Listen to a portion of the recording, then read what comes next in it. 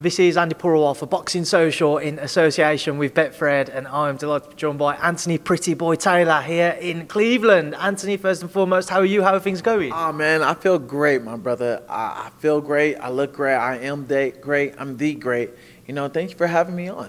No, we appreciate you giving up some time today. Obviously, we've exchanged a few messages over Instagram, so it's a pleasure to meet you for the first time. Obviously, getting ready for Sunday night when you face Tommy Fury over from the UK. First and foremost, how have your preparations gone? My preparation is complete. I mean, you can never stop training.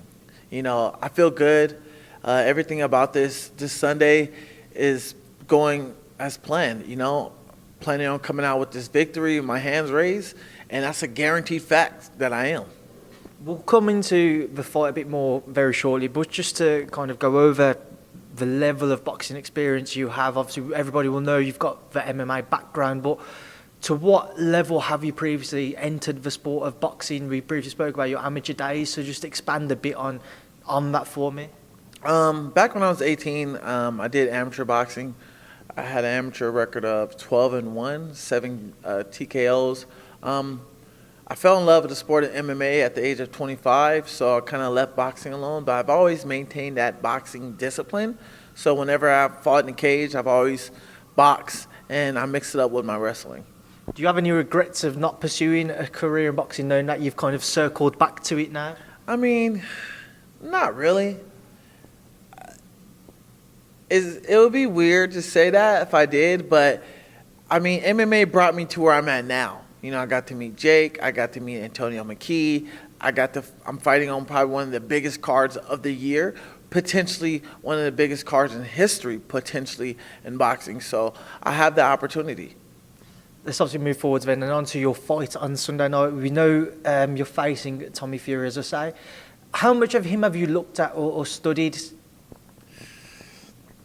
Yeah, I mean, it's like an amateur sparring. He's a novice. I mean, I've studied him day in, day out, every single day, since Jake told me about him. I mean, heck, I've been studying him since May 31st. If you look on my Twitter, I called him out. No one liked it. No one retweeted it, cared. But I manifested this day that I was going to fight him. And, I see things that other people don't see, me and my team, and I'm going to stop him. Let's touch on that a bit more. You mentioned you're going to stop him. Now, when the fight was first announced, I remember seeing a video you produced. You said you'd KO him, you called him Tommy Fairy, and you also invited Molly May to your Love Island, Molly May being Tommy's girlfriend. Do you feel like you've gotten underneath the skin of Tommy Fury? I mean, yeah, absolutely. He's young, he's in love. He's, really less experienced when it comes to the dating world. I mean, for Christ's sakes, he's 22 years old.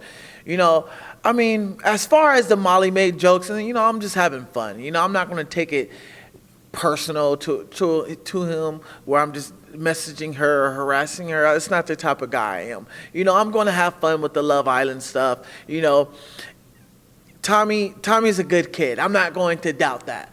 But you're dealing with a grown man in there who has ambition. If you really look at it, I'm the only MMA fighter who's transitioning over to boxing currently with a winning record. Ben Askren, losing record. Tyron, losing record.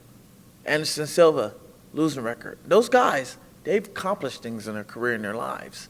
They've already had world titles in different organizations. Me, I'm ambitious, I'm young, and I got so much to prove and gain for this fight. And there's so much more in the future. What do you want to actually achieve in the sport then? Are you looking beyond Tommy as to what you could go on to win? Man, I'm looking to change my life. I'm looking to have financial freedom, potentially be a world champion, either sport of boxing or MMA. Look, if you put in the hard work and you manifest those, you can become a champion. Anybody can if you work really hard. One thing with your fight with Tommy, people have picked up on, there is a natural, quite a big size difference between the pair of you. There's around 20 pounds plus between you naturally with your fighting weights, and Tommy naturally being the taller man as well. Just get your thoughts on that. Is that a concern of yours? No, absolutely not. I've been sparring in 10-ounce gloves for 6 years with Antonio McKee. Everybody I fight, in MMA or sparring, everybody's 6 feet at my gym. You know, I'm the shortest one at my gym. So I've been at a disadvantage like that for my whole career in sports combat. But I learned to get in early and learn how to use my height. And it doesn't faze me. For Christ's sakes, I've been sparring in 4-ounce gloves against guys who are a lot much taller than Tommy and stronger than Tommy. You know, Tommy's only 5 inches taller. I get it. The boxing gods think he's going to win because of the height. But it's all about the skills. I'm more of the experienced fighter. I'm more of a skills fighter. The guys he's fought, those guys are all bums. I'll beat all those fighters. You know, when Big John's saying that he's going to annihilate me, come on, man. Like, you really think he's just going to knock me out? Like, reason why I'm Paul's training partner or sparring partner for a reason, my man. Like, he could have chosen anybody else in the world, but he chose me to stay and be his main sparring partner. That's something I wanted to touch on. You mentioned Big John. We know him very well in the UK. What did you make of his comments about how he believes his son will cause some damage, shall we say, come this weekend? I think that's all fool's talk. You know, you talk really big. You know, I don't care what Big John says. He doesn't know me. He doesn't know my background. He's not there to protect his little boy. You know, Tommy's his baby. He can't protect him. His brother can't protect him. His mom can't protect him. And his dad can't protect him. He's there by himself. He's a scared little boy. And he feels so confident if Tommy getting me out in the first round like he said, he can bet some money up on it. I guarantee you he'll lose that money. Anthony, one thing you have said, you've said quite confidently you will stop Tommy. How do you think the opening or the opportunity will present itself to you when you're in the ring with him? Where do you think that chance will come from? I mean, the opening comes from the shot that he doesn't see. I can say I can knock him out in the first round, but I end up knocking him out in the sixth. I can say I knock him out in the sixth, but end up knocking him out in the first. I can say I'm going to win by split, but I win by unanimous. You know, it's boxing. Everything is unpredictable. But there's also a advantage, a skill set advantage, you know, in boxing. That's a big problem in the sport of boxing, and why a lot of people will stop watching it as much as MMA, because of skill set and the politics when you're dealing with boxing. But I'm not going to go with the politics. But when I look at Tommy is a good kid. He's a kid. But his skill set is nowhere near mine's, and he doesn't have the dog in him. Anybody could beat the fighters that he sparred and fought. Just moving forwards, I want to get your thoughts on your sparring partner, Jake Paul. Talk to me about that. What's it like to spar Jake? And from your experiences, from your mixed martial arts backgrounds, sharing a ring with him, does he impress you? Does he show certain levels of qualities that can make him go far in the sport? Well, one thing about Jake poses great ring IQ. Very long and rangy. He knows how to use his range, and he's punching with precision and power. The kid knows what he's doing inside that ring thanks to his team, his coaches, BJ Flores, Jacob Chavez, and Jalen Love. Those guys are doing an amazing job with Jake.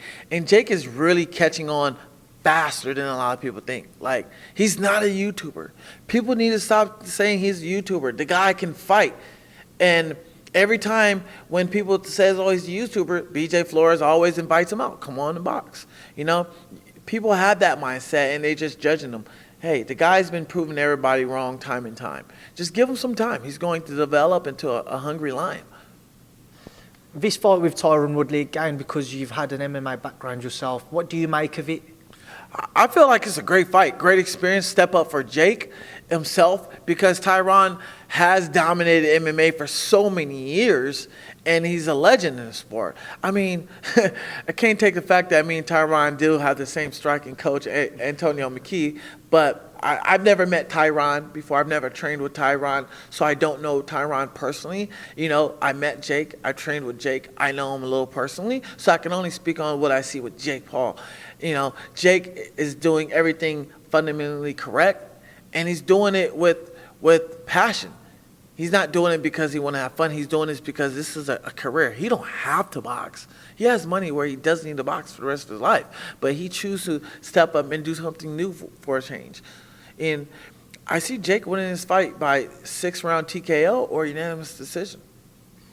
One interesting topic I want to touch on, I saw some quotes from yourself where you said, you know, you get paid more, you've been paid more from sparring Jake than what you did throughout your career in MMA. Do you think that's why we're seeing more people try to cross over into boxing from MMA, because there seems to be just more money within the sport? A lot of it you're dealing with, boxing you're dealing with politics, MMA you're dealing with budget.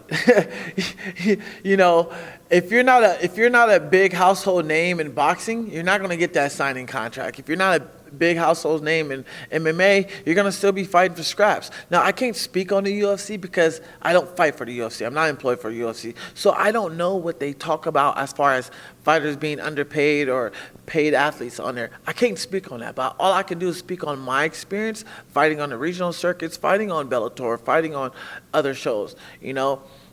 I was new when I got into Bellator, so it's not like I was getting paid like Michael Chandler and all these other guys. I was getting paid scraps, but that was me having to work my way to the top, to the tier, to earn that. They're not going to just give it to me because they want to give it to me. I had to earn that. But sparring with Jake for about 2.5, 3 months, look, I tell everybody this, I got paid being a sparring partner more being with him than I did in my whole 6 years career of MMA. Right, Anthony, we know you've got an interview coming up at 1 a.m., 1 p.m. as well, so we're going to have to leave this there, but we will catch up obviously in a couple of days' time to continue this conversation. But I just want a final thing from you ahead of the weekend. What should everybody expect to see from yourself, and what should Tommy Fury expect to see from you? Oh man, fun. It's all about having fun. If you don't have fun, don't do the sport, because I do this for fun. I'm not a fighter, I'm an entertainer. Expect hard-fought battle. Expect, flashiness, charisma, flamboyant, all that stuff. Anthony, it's a pleasure to talk to you for the first time. We know it will not be the last. Thank you for speaking to Boxing Social. Appreciate you, my man. Thank you.